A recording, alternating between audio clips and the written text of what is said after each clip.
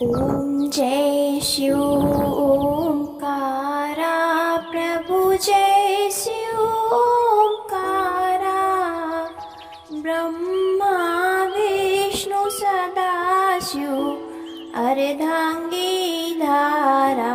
ओम जय शिव ओंकारा। भक्तजनों, हर हर महादेव। श्री शिव महापुराण भाषा पंचम युद्ध खंड का 47वां अध्याय। शिव जी का शुक्राचार्य को निगल जाने की कथा हम आगे सुनेंगे। व्यास जी बोले, हे मुनीश्वर, अब आप मुझे ये बतलाइए कि शंकर जी के उदर में स्थित हो महायोगी शुक्राचार्य ने क्या किया। शंकर जी उन्हें भस्म क्यों नहीं कर दिए, या वे अपने तेज से यूं ही बच गए।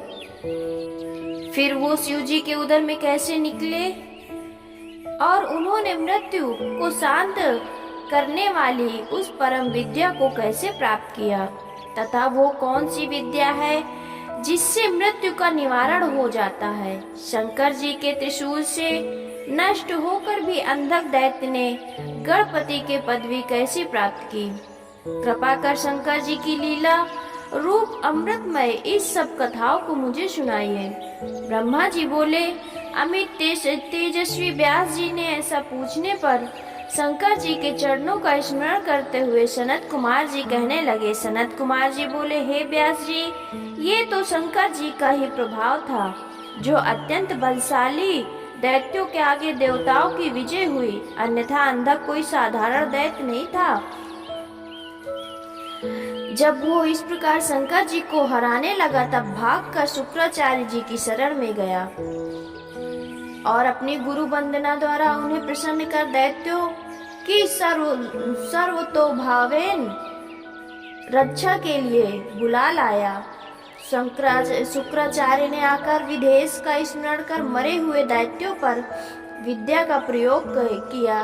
उसकी आवृत्ति करते ही दैत्य दानव अस्त्र शस्त्र ले सोते हुए की भांति एक साथ ही उठकर खड़े हुए। दैत्य सेना में जान आ गई। वे शिव के नंदी आदि गणों से भीषण युद्ध करने लगे। वो ये देखकर शिव जी के गढ़ थर्रा उठे और नंदी ने जाकर शुक्र के आगमन और उसकी विद्या के प्रयोग को शिव जी से कहकर अपनी व्याकुलता प्रकट की।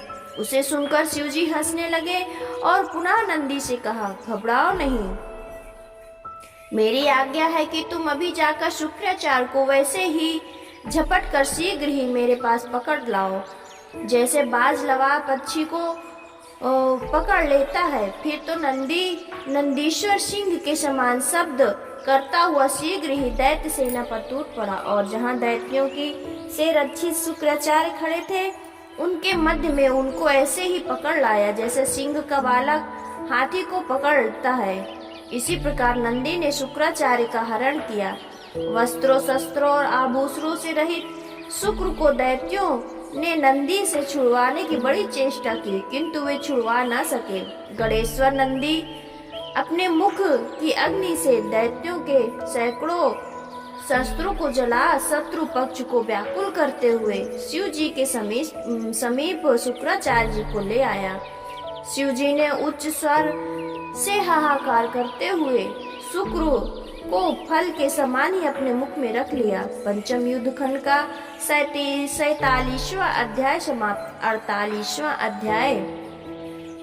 शुक्र और शिव के उदर से शुक्र का शिव जी के उदर से बाहर निकलने की कथा।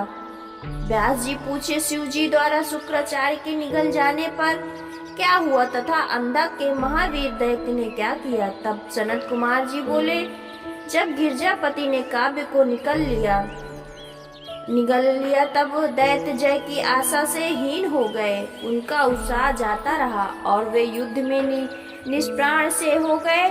तब उनको इस प्रकार हतोत्साहित होते देख दैत्यराज अंधक ने अपने को तथा अपने सभी सूरवीरों को वीरता को धिक्कारते हुए पुनः सबको उत्साहित कर देवताओं के साथ युद्ध करने की अद्भुत प्रेरणा दी। इस प्रकार से दैत्य सैनिक पुनः युद्ध करने लगे। दोनों दलों में भयानक मारकाट हुई। दोनों दलों की सेना मूर्छित हो गई, परंतु अंत में शिव जी के नंदी आदि योद्धाओं ने संपूर्ण असुरों पर विजय प्राप्त कर ली। तब अपनी सेना को चारों ओर से नष्ट हुआ देख दैत्यराज अंधक स्वयं रथ पर चढ़कर शिव जी के गढ़ों से युद्ध करने आया। उसने क्षण मात्र में ही देव सेना का भयानक संहार किया। सबके रोम रोम में बाण मारकर उन्हें बींध दिया। शंकर जी के पुत्र गणेश, स्कंद और नंदी तथा सोम नंदी आदि प्रधान गणों ने अंधक पर अपने त्रिशूल शक्ति और बाणों की वर्षा कर उसे अंधा सा कर दिया। उस समय दोनों सेनाओं में बड़ा कोलाहल शब्द हो रहा था, जिसे सुनकर शिव जी के उदर में स्थित शुक्राचार्य बाहर निकलने का बड़ा उद्योग करने लगे। उन्होंने बाहर निकलने के लिए शिव जी के शरीर में छिद्रों की बड़ी खोज की, परंतु सैकड़ों वर्ष तक सातों लोकों और पातालों में खोजने पर भी उसमें उसी प्रकार कोई छिद्र उन्हें ना मिला, जिस प्रकार खल पुण्यात्माओं में दोष नहीं देख पाता। जब शुक्र शिव जी के दिए पूर्व मंत्र को जपते जपते शिव जी के वीर रूप से उनके उदर पंचर से निकल लिंग मार्ग से बाहर आए और शिव जी को प्रणाम किया। पार्वती जी ने पुत्र समान विघ्न रहित किया। तब लिंग के द्वार वीर रूप से निकले हुए शुक्र को देखकर दया सागर शिव जी ने कहा, हे भृगु के पुत्र, जिस कारण तुम मेरे लिंग से वीर रूप से निकले हो, इस कर्म से आज से तुम्हारा नाम शुक्र पड़ा। अब जाओ। शुक्र ने शिव जी को प्रणाम कर उनकी स्तुति की और आज्ञा ले पुनः दैत्यों की सेना में चले गए। ये तो शुक्र के शिव जी के उदर से निकलने के वृतांत है। अब उस मंत्र को सुनो जिसे शुक्र ने शिव जी के उदर में जपा था। पंचम युद्ध खंड का 48वां अध्याय समाप्त। 49वां अध्याय अंधक का गणापत्य वृतांत की कथा। सनत कुमार जी बोले, ओम नमस्ते देवेशाय सुरासुर नमस्कृत्याय भूत भव्य महादेवाय हरित पिंग ललोचनाय बुद्धि रूपेण इत्यादि मंत्र को जब शुक्र जी ने शंभु के उदर में जपा, तब उत्कृष्ट वीर के समान शिवलिंग के मार्ग से बाहर आए। प्रथम जन्म के पश्चात 3000 वर्ष तक फिर वे वेद पाठी शुक्र पृथ्वी पर शिव जी से उत्पन्न हुए। उधर अंधक शिव जी के त्रिशूल पर सूखते हुए शिव जी की 108 परम मूर्तियों का ध्यान करता हुआ उनकी स्तुति कर रहा था। इससे शिव जी ने प्रसन्न हो उसे सब प्रकार के भय से मुक्त कर दिया। दिव्य अमृत की वर्षा से उसमें प्राण संचार कर त्रिशूल से उतार कर अभिषेक किया और कहा कि मैं तेरी अंतिम भक्ति से प्रसन्न हूँ, वर मांग। अंधक हाथ जोड़ कांपता हुआ शिव जी की अनेक स्तुति कर अपने पूर्व अपराधों के लिए उनसे क्षमा मांगते हुए माता पिता के रूप में शिव पार्वती जी की कृपा भक्ति मांगने लगा। शिव जी चुप रहे, वो भी मौन हो शिव जी पार्वती जी को के ध्यान में मग्न हो गया। शिव जी ने उस पर प्रसन्नता की दृष्टि डाली, उसे अपने अद्भुत जन्म का पूर्व वृतांत स्मरण हो आया। उसके मनोरथ पूर्ण हो गए। वो अपने माता पिता को प्रणाम कर कृतकृत हो गया। बुद्धिमान शिव जी तथा पार्वती जी ने उसके मस्तक पर हाथ फेरा। फिर तो उसने उन प्रसन्न हुए शिव जी से इच्छित वर पाया। उसी समय अंधक का पुरातन गणापत्य वृतांत है, जो उसने महादेव जी के प्रसाद से पाया था। जो इसे यत्न पूर्वक पढ़ता है उसके सब मनोरथ पूर्ण होते हैं। शिव महापुराण पंचम युद्ध खंड का 49वां अध्याय समाप्त। 50वां अध्याय शिव जी द्वारा शुक्र को व्रत संजीवनी विद्या की प्राप्ति का वर्णन। सनत कुमार जी बोले, हे व्यास जी, अब शुक्र मुनि ने मृत्यु संजीवनी विद्या जैसे प्राप्त की थी वो वृतांत सुनाओ। पहले भार्गव शुक्राचार्य वाराणसी नामक नगरी में जाकर प्रभु विश्वनाथ का ध्यान करते हुए बहुत समय तक तपस्या करने लगे। वहां उन्होंने शिव जी का ज्योतिर्लिंग स्थापित कर उनके आगे सुंदर एक रमणीय कूप खुदवाया और एक द्रोण अर्थात 32 शेर पंचामृत से शिव जी को लाख बार स्नान करा, सुगंधित द्रवों से स्नान कराया। इस प्रकार अनेक मनोहर पत्रों तथा सुंदर कमलों से उन्होंने सावधान चित्र हो शिव जी की पूजा की। फिर नृत्य गीत उपहारों तथा स्तुति पूर्वक शिव सहस्त्र नाम तथा और भी स्त्रोतों से शिव जी को संतुष्ट किया।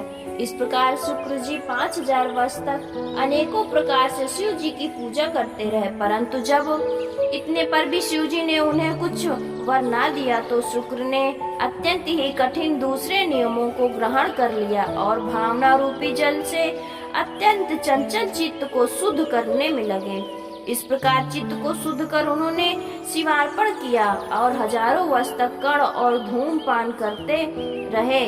तब शिव जी प्रसन्न हो वहाँ प्रकट हुए और शुक्र से बोले, हे तपोनिधि भृगु के पुत्र, मैं तुम्हारे इस तपस्या से बड़ा प्रसन्न हुआ। तुम्हारी जो इच्छा हो और मांगो, मैं बड़े प्रेम से तुम्हें वो सब दूंगा। तुमको देने के लिए कुछ भी अदेय नहीं है। तब शिव जी के ऐसे वचनों को सुनकर शुक्र जी आनंद सागर में डूब गए। उन्होंने परम पुलकित हो शिव जी को प्रणाम किया और सिर